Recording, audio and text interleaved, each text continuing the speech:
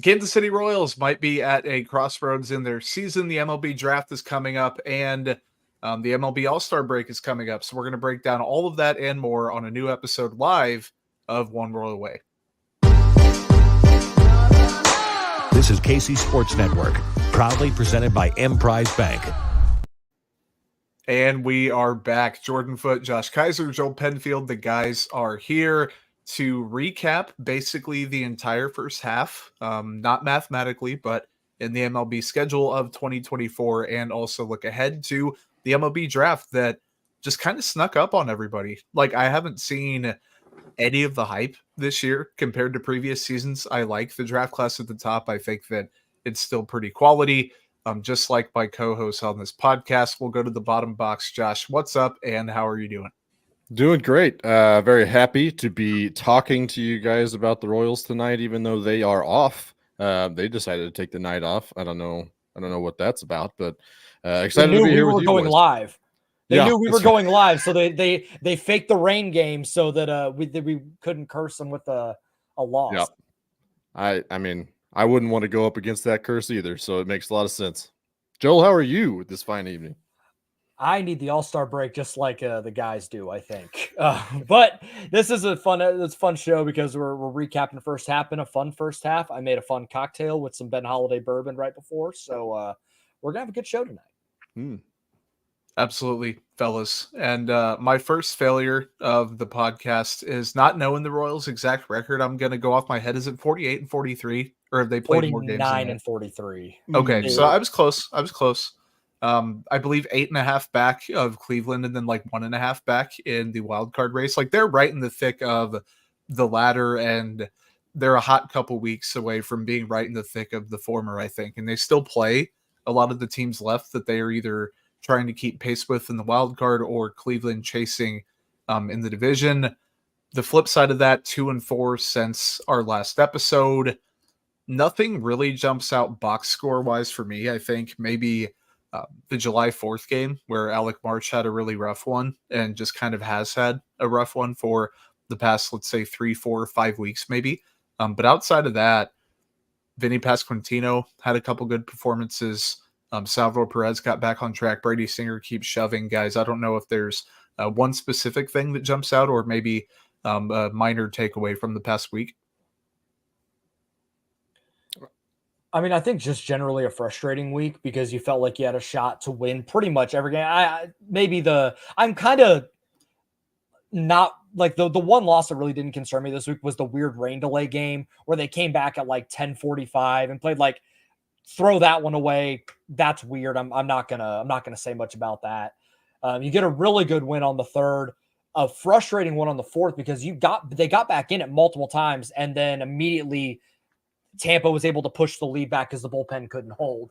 And then to lose the first two to Colorado is just unacceptable. It's like when they went to Oakland and dropped the first two where it looked like they were sleepwalking through the first two games. It's unacceptable. If you believe the Royals are where they're at and where they're going to be, you can't drop those games. You need to at least take that serious. I'm not saying you have to sweep them because they're still pros. It's not that easy, but to lose 2 of 3 and look kind of lifeless in the first two, it's not great. They're not a good road team.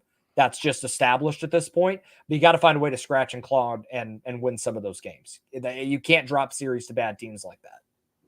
And you can't do it in Colorado. I mean, that's where you go to find offense. That's Correct. Where it is. That's the one of the worst pitching staffs in the majors. They're a very hitter-friendly environment. That first game, they were 1 for 12 with runners in scoring position. Piss poor.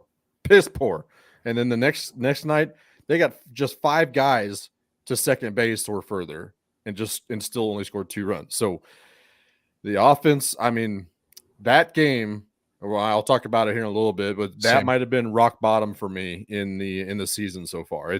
There's been some low points that they've responded, and they did respond the following day, but that was pretty damn close to the bottom as I've felt for this team. But there's some good news from that. Walter Pennington came up, and Jordan's going to talk about a little bit on that. Yep, absolutely. And we're definitely all going to hit on, I think, the same wavelength about our weekly takeaway, the overarching stuff. Chris Bubic got activated. He pitched a scoreless inning on Sunday, 2 strikeouts. Walter Pennington got brought up and sent back down. And we only saw him one time.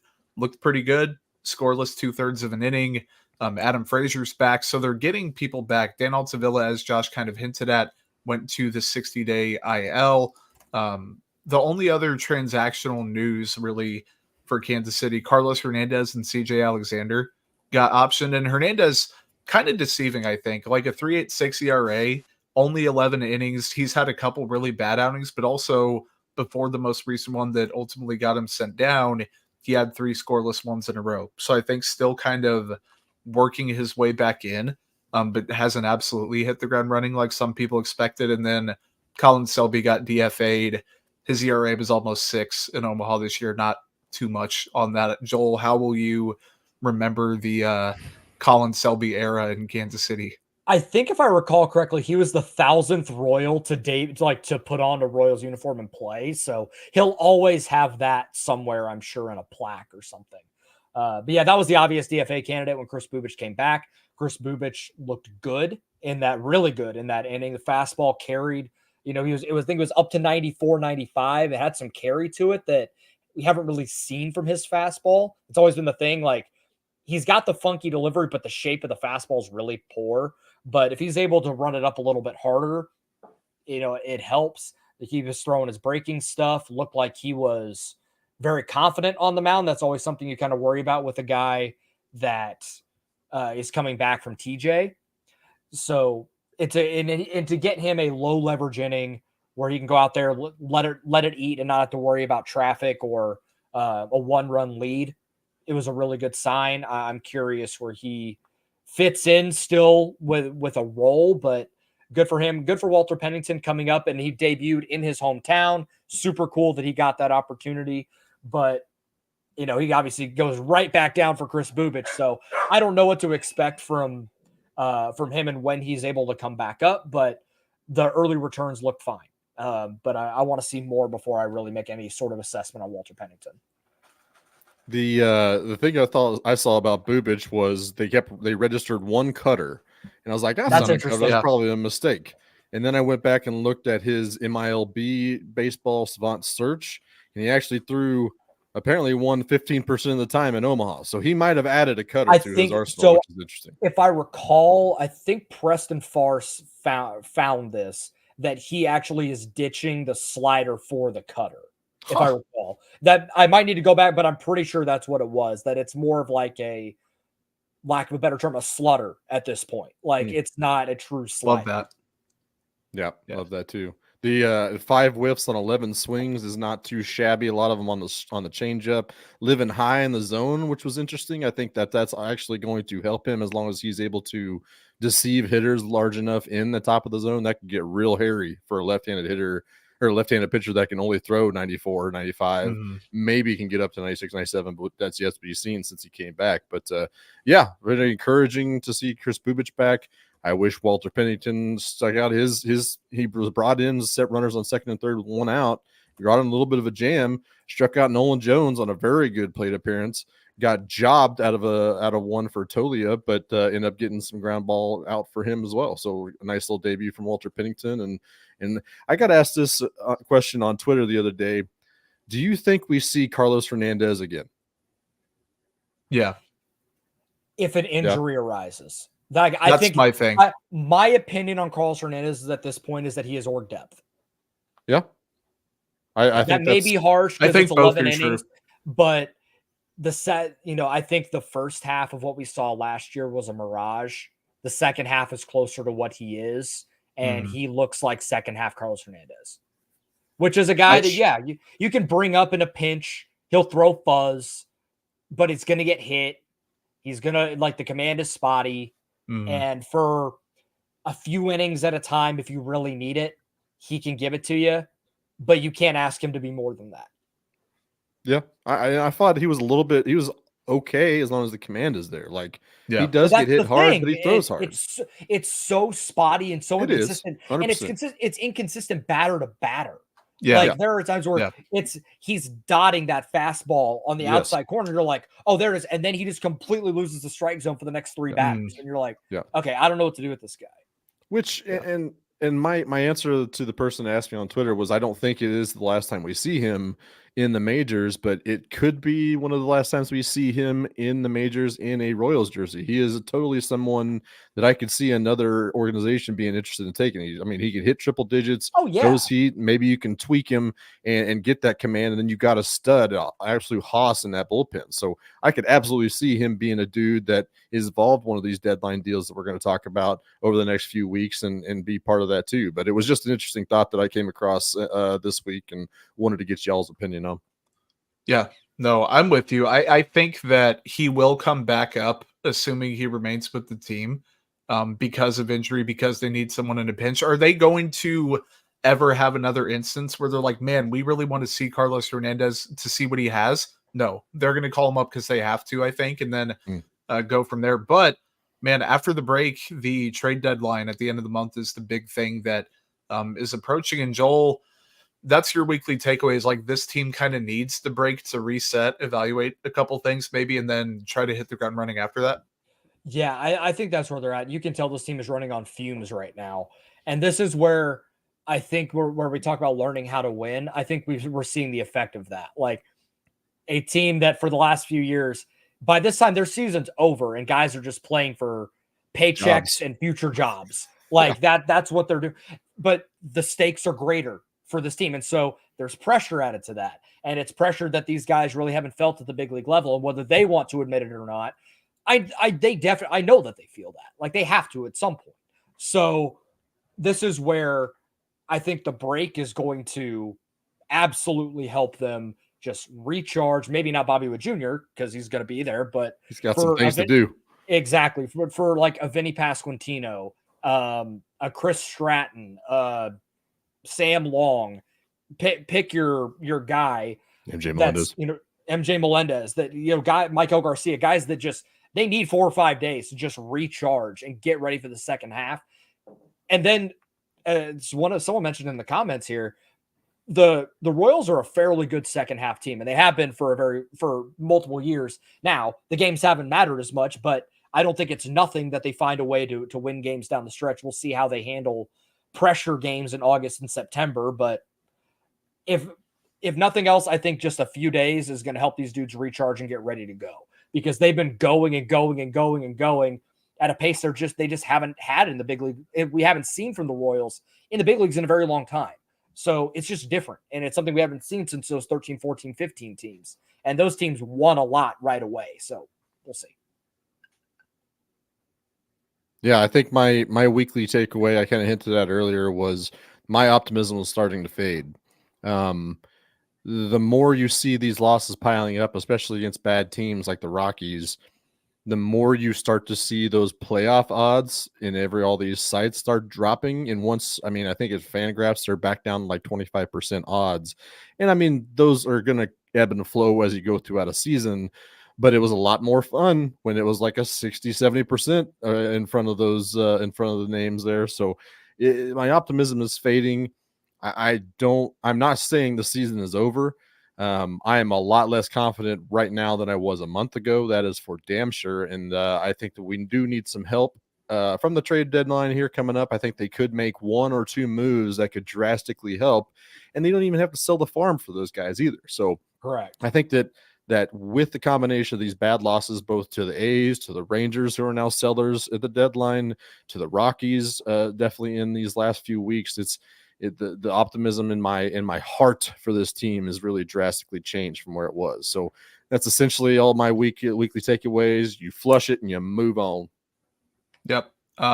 To further contextualize kind of what Josh brought up, you can't take the easy games for granted anymore. People can't expect to sweep anymore. They can't overlook a series and say, oh man, they're playing Colorado, oh, they're playing Texas, they're playing Oakland, they're playing, Miami, they should beat the crap out of these teams. The squad since the end of the Dodgers series, like that whole gauntlet that they played, combined 185 and 269 opposing record. The Royals went 5-10 against those teams with a -2 run differential. Like they just were not good against the same bad teams that earlier this season everyone said, oh my God, the Royals are just taking care of business. And, if they go not so great, but still okay against above 500 teams, it's going to average out to the playoffs because they're doing what they're supposed to do. They're no longer on their shit, so to speak. And I mean, that's just kind of how it is. And since that gauntlet ended, the offense is 24th in WRC plus, 28th in on-base percentage. The rotation's just been shoving. First in wins above replacement, sixth in innings. You aren't even asking the bullpen to do anything. That bullpen has the sixth worst ERA in baseball. Now the counterpoint, 15th in FIP, 17th in wins above replacement. So the bullpen maybe hasn't been that terrible. And I think that's kind of a larger conversation about the season, maybe too. It's been bad, don't get me wrong, but it's not quite literally the only reason that they aren't going to end up winning the division or whatever that people are throwing on Twitter right now.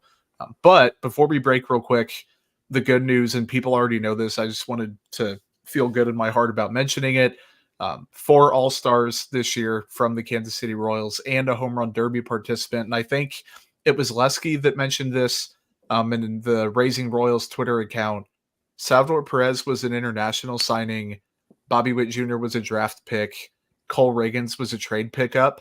And Seth Lugo was a free agent acquisition. So there are multiple ways to skin a cat, I think, and the Royals can get some things going with different avenues. Now, very obviously, one of those is easier than the other, which is harder than the other. There's levels to it, but the Royals found different ways to produce a damn good team, and we'll go into grades and stuff like that and kind of a first half recap right after this break. We appreciate you supporting KC Sports Network by listening to our podcast. You have helped us become the highest ranked Chiefs podcast network in 2022 and 2023. And don't forget about our daily Substack newsletter, the best written analysis you can find on the Chiefs straight to your inbox every day. kcsn.substack.com. One Royal Way here on KC Sports Network. Extremely grateful for my pals Josh Keiser, Joel Penfield for being here, and for everybody jumping in and dropping a comment live on YouTube. And I was just about to hit that. Nate Thomas with a really good one saying that the last few weeks leave a lot to be desired over the second half to make the playoffs. I'm with you, Nate. And like about a month ago, I was like, man, I keep waiting for that other shoe to drop, and eventually they're going to have a rough stretch. And how do they bounce back from that? Now, the caveat is I don't think they're in absolute free fall mode. They're just encountering a rough stretch that lasted longer than I expected it to. It's about how they respond. And I think that the things we said early in the season about the team being resilient, being a veteran-led club, being hungry, all of that still remains. But again, like Joel's point earlier, winning is hard, and going from losing a crap ton to winning even a little bit in the course of 1 year is tough. So first half takeaways, Joel, I guess that's kind of a decent segue to your opening one. Yeah, my takeaway is they've exceeded every expectation I think we could have had to this point. And that this stretch is part of that. Like, but do you think in any most optimistic scenarios, do you think the Royals will be near 50 wins at the All-Star break? In any scenario? No way. No. So chance. That's my point. Like, people are losing their minds and the team is in free fall. The team sucks. Tell everyone, whatever. I'm like, guys, this was not the year. Like, it wasn't like, and they might make the playoffs this year. It's still well within possibility that they do that. But they've still exceeded every expectation we could have had to this point. And it shows that the right people are in place, both on the coaching staff, front office. They have a vision, they have a clear direction. And this is part of that turnaround. I think we're finally seeing the light at the end of the tunnel, like Andy Dufresne and Shawshank. Like, we're getting there, and it's not a directionless organization that we saw post World Series. But expectations are changing. And I think that's why we're seeing the live and die with every game reaction from people, because it went from, oh, hey, they're playing pretty good ball, this is fun, hey, we get competitive baseball in the summer, to, oh, they should be able to make the playoffs now, to, oh my God, why are they losing these games? They're going to miss the playoffs. Like, and it's going to be disappointing if they miss the playoffs. Like, that's where we're at. But that comes with the territory of winning games and playing good baseball. And I still have, part of my brain that's like, I think they still can. I think they're a couple moves away from really stabilizing the roster, and a couple hot weeks from MJ and Michael, and you're right back in it. Because Bobby, Salvi, Vinny are going to keep things rolling. Like, that's just where we're at. We know, and we've known that all year. And if the pitching stays just good, then they're going to be able to keep themselves in games. So yes, expectations have changed, but they have exceeded every expectation that we're at this point.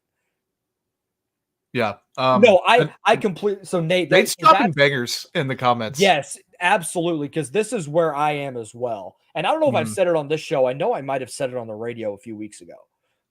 If the Royals hadn't signed Bobby Witt Jr.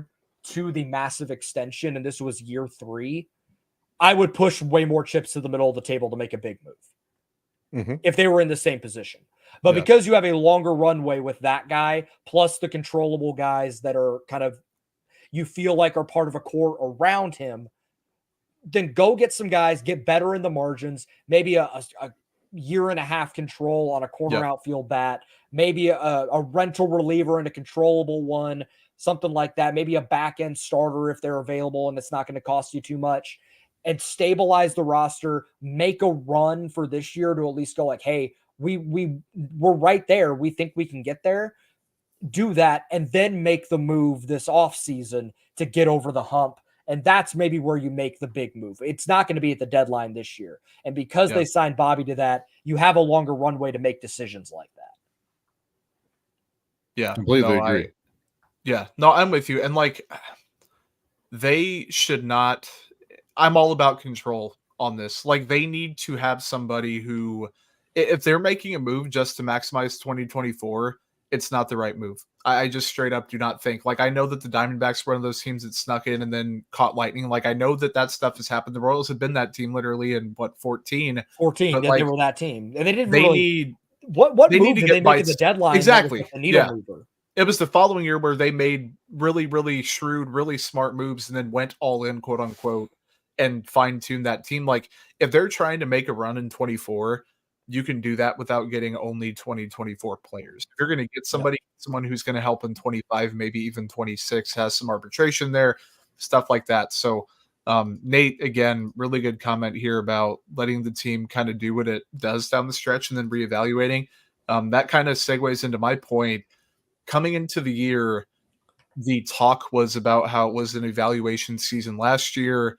This year, you actually know what you have in people. And I think the Royals, they're still waiting on definitive answers for some guys, but I think they've got a lot for plenty of players. So like Michael Massie, I don't think you have an answer on quite yet.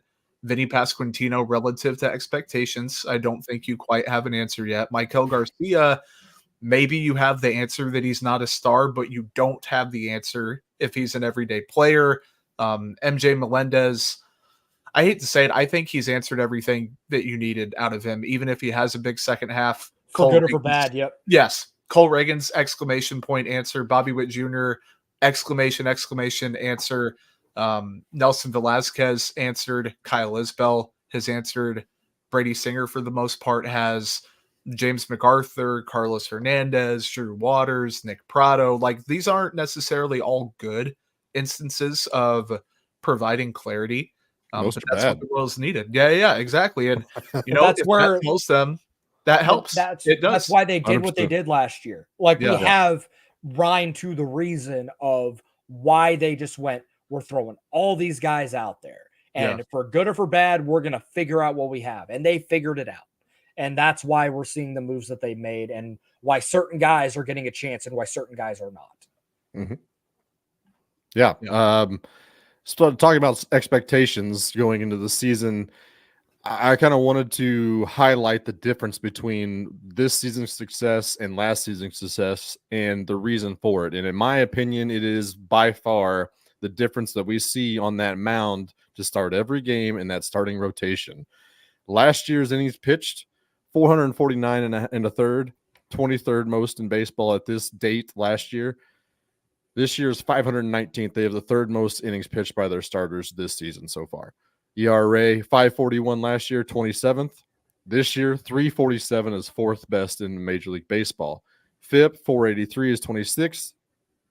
364 this year in FIP. And then quality start percentage. I tweeted this earlier. We know the Royals are dealing with quality starts. Did you guys see the tweet? Do you guys know this answer? I did not. I missed it. Okay, Joel, how many games do you think the Royals starting pitchers are turning in quality starts? So they played, 92 games? to this point. I'm looking for a percent wise. I'd say around 63%. It's 50%. It's still insane, really, really still good. crazy. Yeah. It's third in Major League Baseball. That's Now, awesome. Yeah. the money question: what was the percent of quality starts from the starting rotation in 2023? Like 8%. That's where my head was. I've talked to a couple people asked the same question. It was both under 10.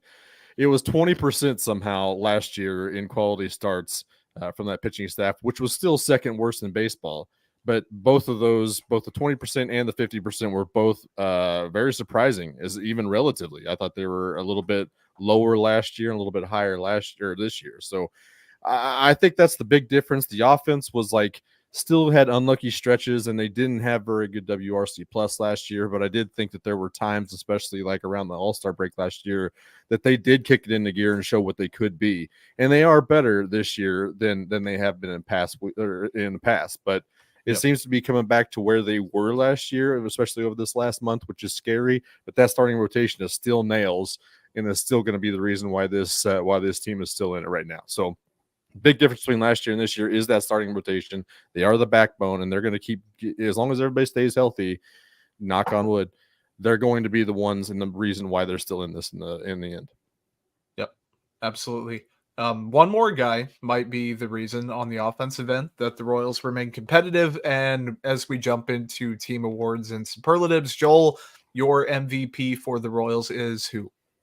Bobby Wood Jr. I mean, is there I know it's the obvious answer. First half MVP, but still, yes. But, I mean, he is just unbelievable, man. So good. He just does everything. He's the third most valuable player in baseball. I talked about it a couple weeks ago. He's still well on pace to have the best, most valuable non-George Brett season in Royals history. And he's still, with a crazy second half that I think he might end up with a better WAR than Brett's MVP season in 1980. He could have that type of year. He's already at 5.7 FWAR through 92 games. He had at 5.9 in 158 games last year. He has that second gear, that next gear that I talked about before the season. I think there's another gear to what he can be, and he's achieving that. And I still think there's more, which is crazy. And this is where I think the home run derby is going to be really interesting for him, because I think it actually is going to do the opposite of conventional wisdom, or just the conventional thought of, oh, the home run derby is going to wreck your swing because you're hitting home runs. Juan Soto a couple of years ago was having an okay first half, did the derby, and went nuclear in the second half because he said, it fixed my swing. I started pulling the ball in the air more and I stopped hitting so many ground balls. If Bobby starts pulling the ball in the air in game with more regularity, he might run down an MVP. I am dead serious. Yep. I have nothing further to add. He's my MVP. I couldn't think of anyone else because Josh also took the two guys that I think are also deserving of some flowers here. I kind of Matty Lane this a little bit with my answer, and I was just doing it for the sake of being different, but I'm going back to that starting rotation. I'm taking two guys, two most valuable players, and I'm going Cole Reagan, Seth Lugo. Per Josh Bernier, they've combined for 28 quality starts out of 38 games started. They have a 2.72 ERA combined and 244 Ks and 231 and 2/3 innings pitched. The Royals are 20-18 in those starts. So I went back and kind of looked at their starts. They have started 38 games. There's really only been 5 between the two of them where they did not keep them in the game, did not turn into an acceptable performance. And that is in 41.3% of the games that they have played. Those two have pitched in only 5 of the games. They did not do their job and keep them in the game. So I just Bobby Wood Jr. has the most F4, and I think that is huge. I do think that this starting rotation is the difference between what we saw last year and what we saw this year. And I think, we need to give some flowers to the guys that are largely responsible for it and keeping them in each game that they play.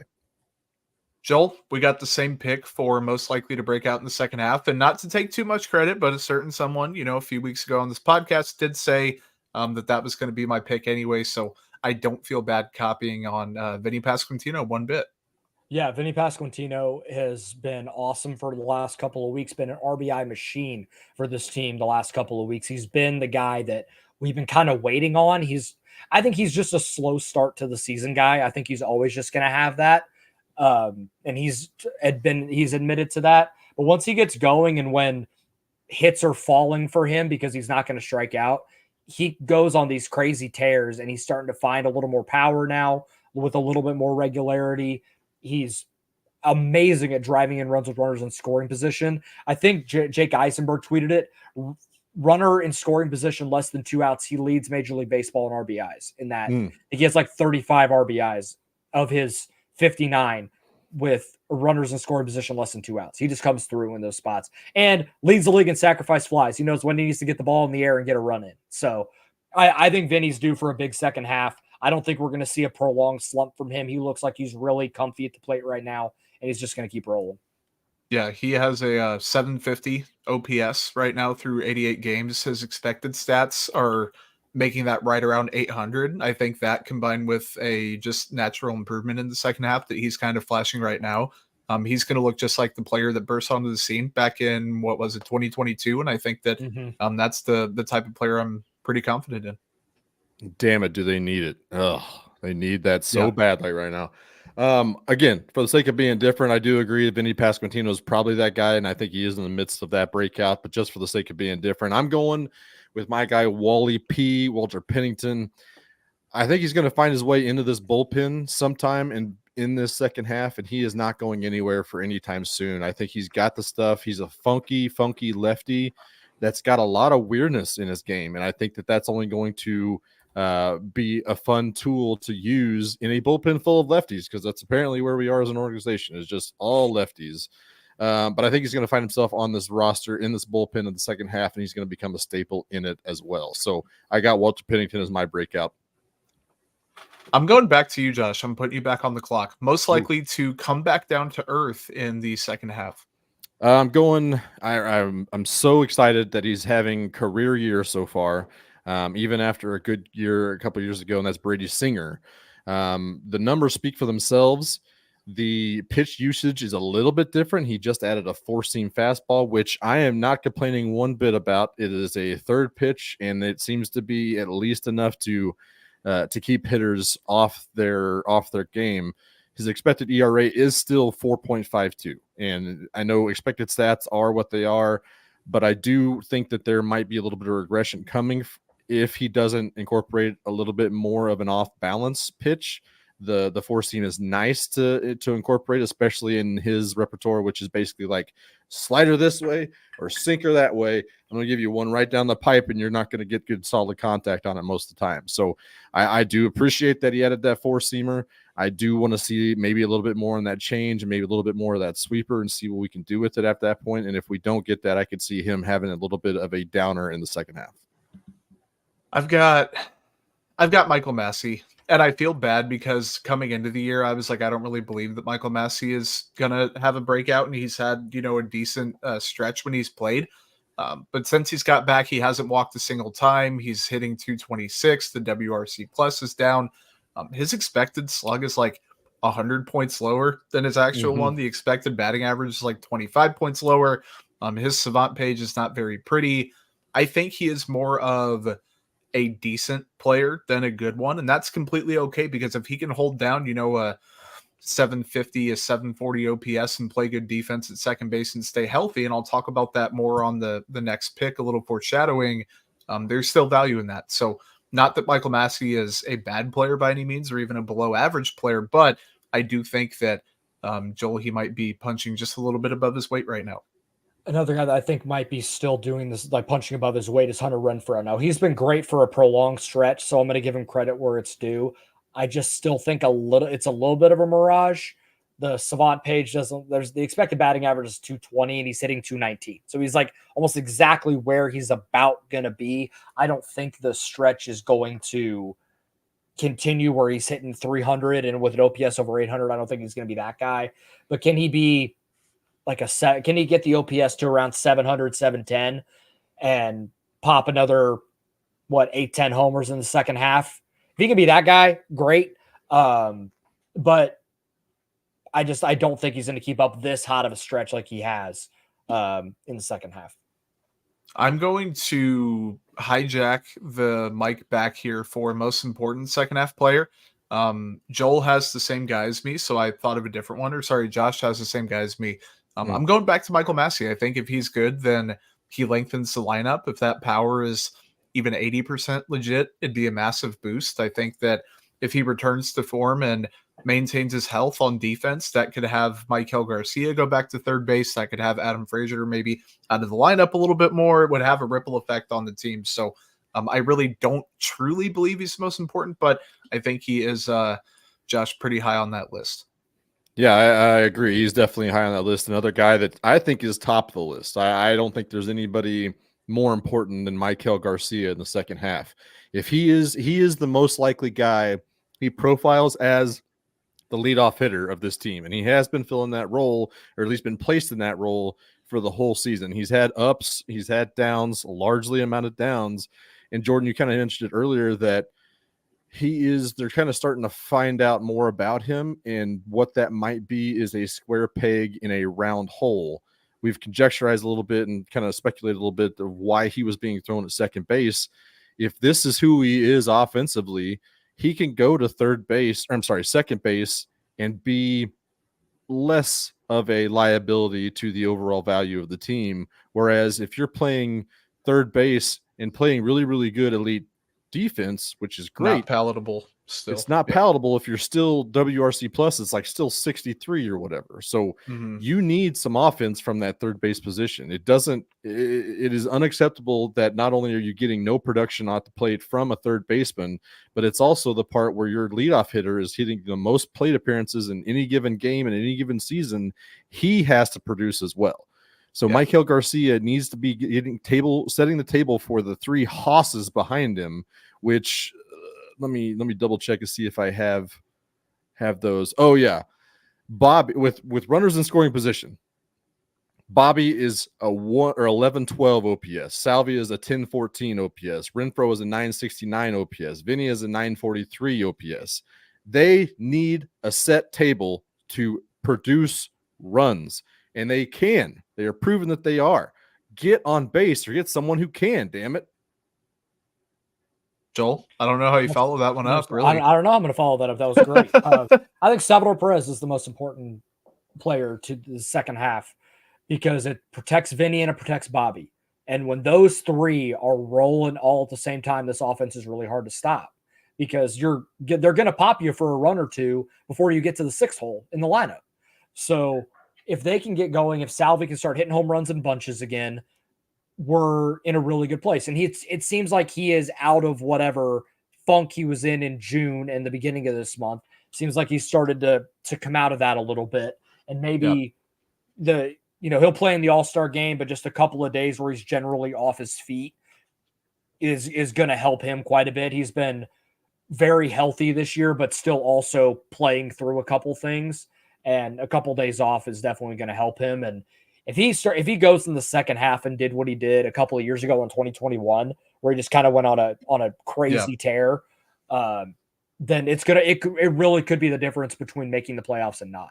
And that is not me saying that if Salvi doesn't do it, then it's a disappointment because he's the reason they missed the playoffs. It's not that, but that can be that can be the springboard. Like if he goes and he hits 20 something home runs in the second half, like he did in 2021, you like, that's exactly what you're going to get. You're going to get a team who's going to win a bunch of games because Bobby and Vinny are going to be scoring runs. It's not going to be a bunch of solo shots.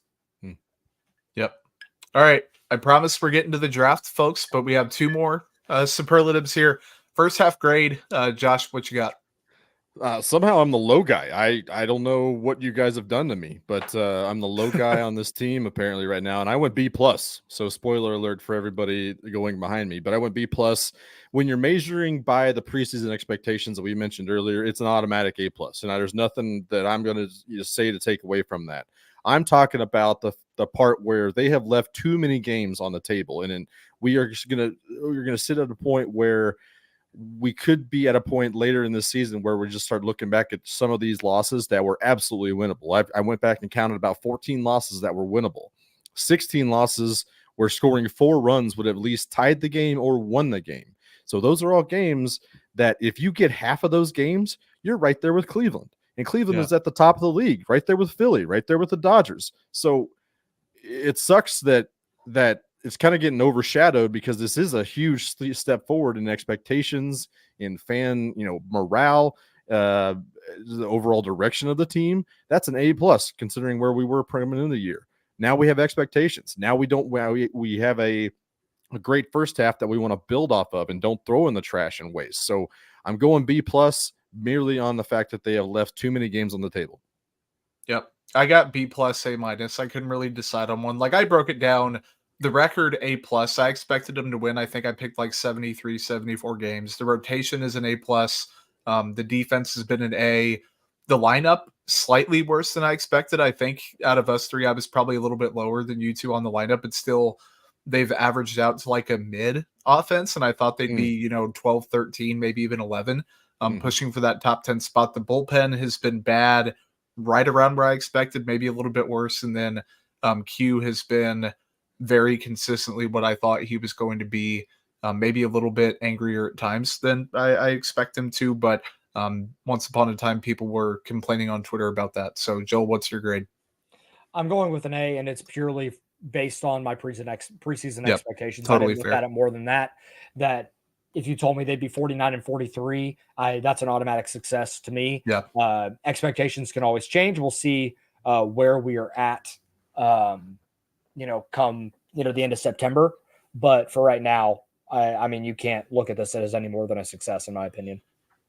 All right, Josh, how do you fix this team? How do you get to the postseason? What's your step? What's it missing? I've already ranted about it. It's the leadoff hitter position. 29th in OBP from that leadoff position at 277. That is OBP at 277. 29th worst WRC plus 69. Not nice. Like I said, the 3 horses behind them need a full table to be able to take advantage of what they're able to do. So they go get a leadoff hitter. You guys are going to talk about the other obvious things, but the leadoff hitter is key to this offense getting right. Joel? It's as simple as bullpen help. That's what it has to be. Too often, that Josh talked a lot about giving games away. That's where a lot of games have been given away. Mm-hmm. And if they could just shore it up a little bit, and this is not saying you overhaul everyone and you get 8 new guys. It's not that. But can you get someone that can lock down the 9th inning? Can you get someone that can be a fireman that's not going to get into danger and find a way out of it? Can you get guys that can miss bats, that can, sure, get a ground ball? That's great. But can they miss bats and get strikeouts? That's what's going to put, if you're able to push like some of the MacArthur, Zerpa, Schreiber innings back a little bit and get guys that can handle high leverage innings, then the bullpen becomes much better and it becomes much more palatable, giving the ball to John Schreiber in the 6th inning instead of the 8th, and giving the ball to Angel Zerpa in maybe a fireman role instead of the 7th, and giving MacArthur the 8th instead of the 9th. It makes things a lot better. Lesky talked about it a couple of weeks ago, or it might have been actually earlier this week. The non-HDH innings in 14 and 15, the ERA was like 4.5. Yeah. So it's not like you need an all-world bullpen. You just need a couple guys that are locked down and then guys that can handle other roles. That's all you need. And I think there's guys to go and get at the deadline that can fill those roles, and it raises the floor significantly. Yep. All your thoughts about the bullpen, ditto to that. All of Josh's thoughts about the leadoff spot, ditto to that. And I added the word balance to the lineup. 6th hitter ranks 24th in WRC plus compared to the league. The 7th hitter ranks 24th as well. The outfield WRC plus is 75. That is dead last in all of baseball. So if they did make a quote unquote splash move, I think adding a corner outfielder that has multiple years of control and has a little bit of pop in their bat, or at least could, get on base every once in a while, sacrifice a little bit of defense. What's that, Josh? Taylor Ward. Taylor Ward. It's the most layup, and it just makes sense because that name has been thrown around literally all season. I don't think the Angels really care to keep him around all that long. It just makes sense. So they can get help in the outfield in the draft. They can get bullpen help in the draft. None of it's going to help in 2024. None of it's really going to help in 2025. But alas, it is happening. Sunday through Tuesday, I believe, is the 2024 MLB draft. The Royals have pick 6, pick 39, pick 41, and 76. That's round 1. Competitive balance A. Round 2, round 3. Josh was nice enough to come up with a mock roundup. Nick Kurtz is the MLB.com pick. Baseball America has Bryce Rayner. Prospects Live has Braden Montgomery. The Athletic with Chase Burns, and ESPN with Montgomery as well. We've talked about some of these guys, I believe, 2 or 3 podcasts ago, but now we're going to kind of peel back that onion and the different layers with each player. So I want to start with kind of our crushes, as Nate says, college bat. That's probably my preference as well. Prep pitcher being at the very bottom, and with this class, it fits very well to avoid that. So especially at the top. Joel, we talked, and it was before you got in here in the show, in the backstage green room, whatever you want to call it here on StreamYard. I filled out the doc last, so my number 1 and number 2 picks were gone. So I have to, do a little bit of gymnastics here. But your pick of Hagen Smith as a draft crush at 106 is one hell of a pick. I think that is ultimately going to be the pick for the Royals, and it's almost impossible to guess what they're really going to do. But I mean, if we remember last year, like there was some smoke around Blake Mitchell pre-draft. So the Royals have been linked to pretty much everybody in the top 8, and even beyond that. So I don't know where they go. Brian Bridges is running the draft this year. Now Daniel Navarros. I think Hagen Smith fits what he probably would want to do, which he drafted a lot of pitchers when he was running the draft for the Braves and drafted pitchers early. Because that was when the Braves were kind of rebuilding before they built the juggernaut they have now. Hagen Smith is a dude you could probably plop into your rotation next year. Like, it is a fast-moving guy. Like, it could be a Paul Skeens type ascension. He is not as good as Paul Skeens, but he can be that good. From the left side, mid-90s fastball, wipeout slider, and just pitch ability, enough control that it's not like you're really... Like, that's my thing with Chase Burns. Chase Burns' fastball, elite, awesome. There's enough pitchability and command concerns with me that, like, I don't think he'd be a fast mover. And it's not like you draft for immediate need, but if you want it to help, and the Royals have to hit on first-round pick. Before I move on, just this is my general thought about 1-6 before, we move on. The Royals cannot mess up this pick. They have to get it right. I don't know. I don't care who it is. They have to get it right, because this is probably the last time you're drafting in the top 10 for a while. If you assume the Royals are going to be good moving forward, it's not going to happen. So you're then going down the board. Greg with a couple good picks there, by the way. Yeah, Kurtz and Rayner. It's nothing against anyone else. This is not like I don't like anyone else but Hagen Smith. I just think based on the way the board might fall, Hagen Smith is your best player available, and that's what you take in baseball, in the baseball draft compared to the NFL draft. Josh, I need you to go ahead. If I've learned anything, it's that anything is possible with this lottery system, because the Cleveland Indians I did it. Oh, no. All right, kick him. The Cleveland Guardians got the 101 pick, and this is the dumbest thing of all time. I know I failed again. Let me see if I can get it back with Connor Griffin. Here it is. Connor Griffin is my draft crush. Let's go. Chat favorite. A prep headed to LSU. He has got true 5-tool upside. I think that is something that this farm system needs, is top end talent. They need the upside. Yes, he's a prep. Yes, he's going to take a little bit more time, but there's not many other people in this draft with true five-tool potential. And Connor Griffin is the guy that embodies that top-end talent potential. 30-30 upside down the road. His defense projects to be either great at, guess what, center field or shortstop, and those are both very valuable positions to have really good defense at. Great size, 6'4", 215. He is on my all Thunder Thighs team because he's got some massive ham hocks on his person. So great job on the squats, Connor Griffin. So great job. The other part about it is there's no major whiff concerns. There's no major chase concerns with him. So I'm talking about a high floor potential. He's also got solid two-way potential as well. And people think that the star power is really on the field and with the bat. but at least he's got the mentality of a pitcher that can go a long ways as well in his development. So I think his biggest two concerns with me are his first name is Connor, and that is a big problem because you don't see many Connors lighting up that it's Connor with a K too, man. It's even worse. Yeah, that's some Gen Z ass first name. I don't like that at all.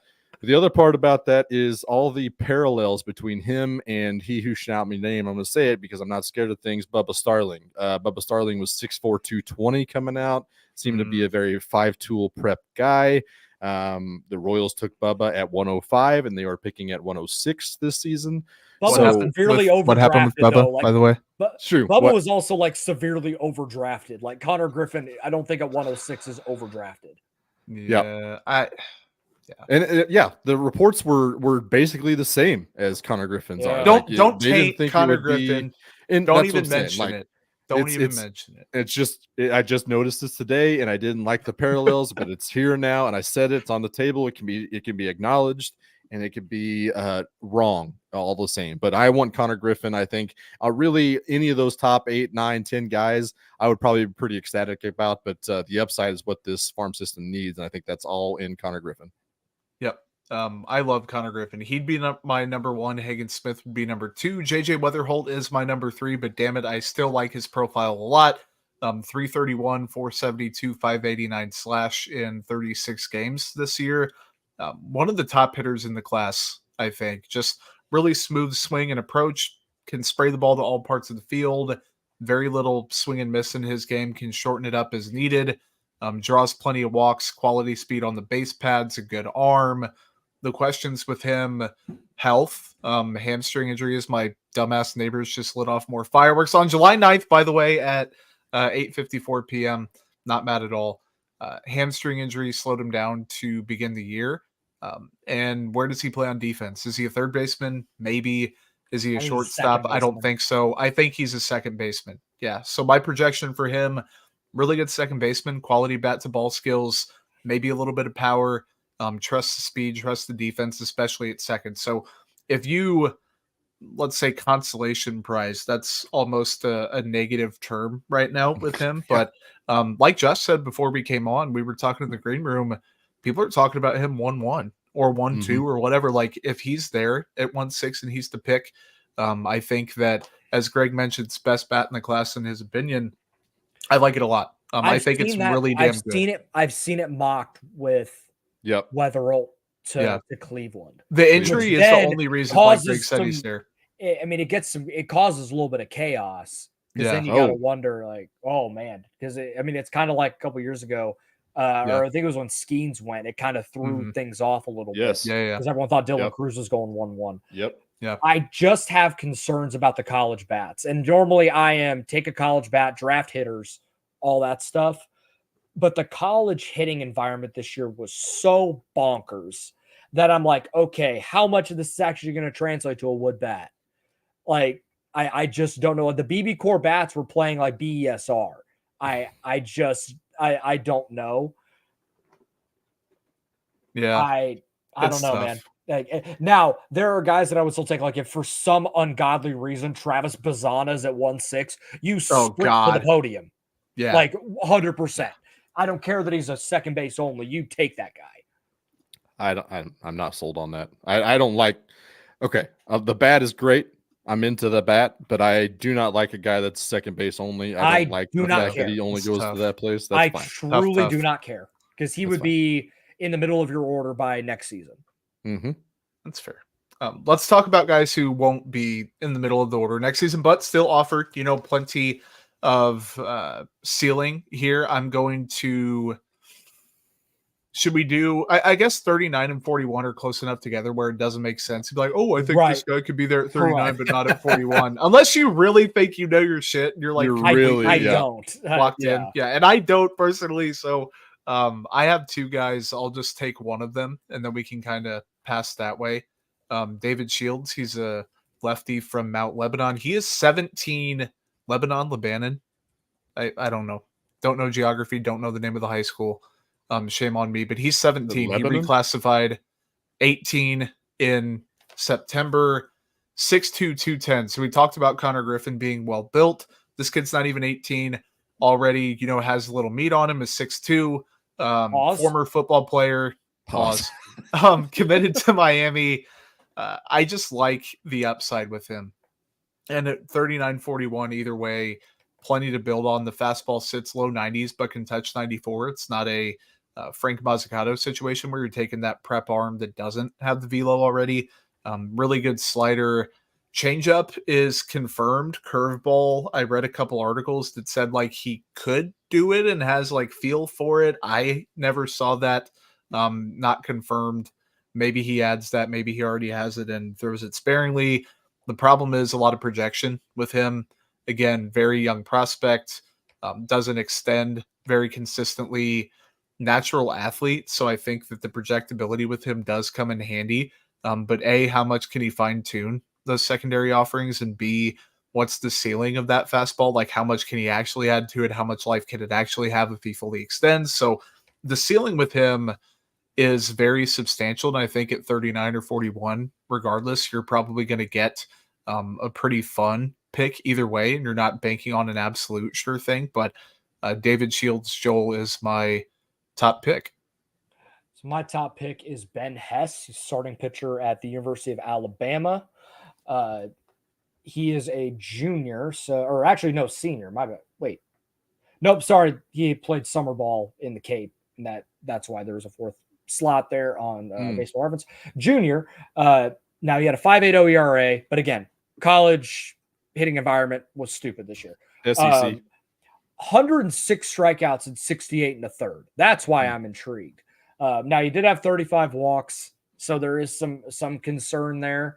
After the previous year, he only had 8 walks in 36 innings. So with a few more innings, some control issues popped up, but sits 92 to 96, has popped a 99, which is very intriguing. He's a big dude. He is every bit of 6'5", 255.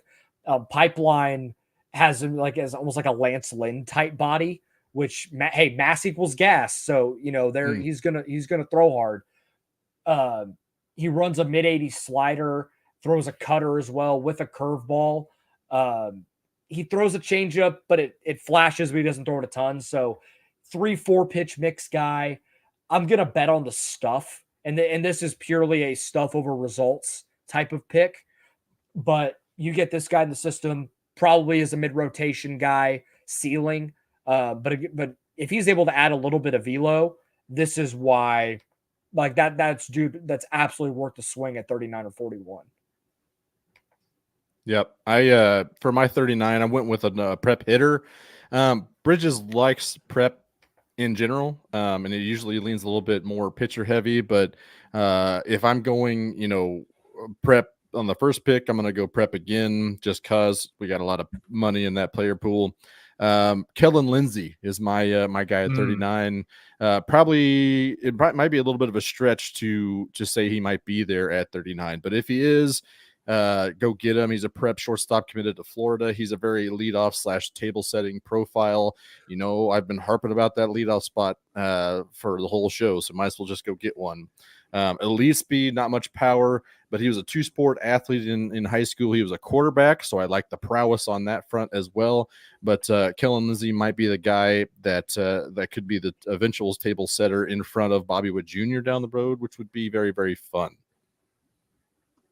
I have for 41. I'm really 39 again. It does really, there's not a big distinguishing factor between these two. Mike Serota, not Mike Soroka. Mike Serota, who is an outfielder from Northeastern, turned 21 in June, 6'3", 188, righty outfielder, former 2021 draft pick. The Dodgers picked him up. I think it was like the 16th round. It was like pretty late. But 2023 absolutely raked, then played in the Cape Cod League for a little bit, did very well.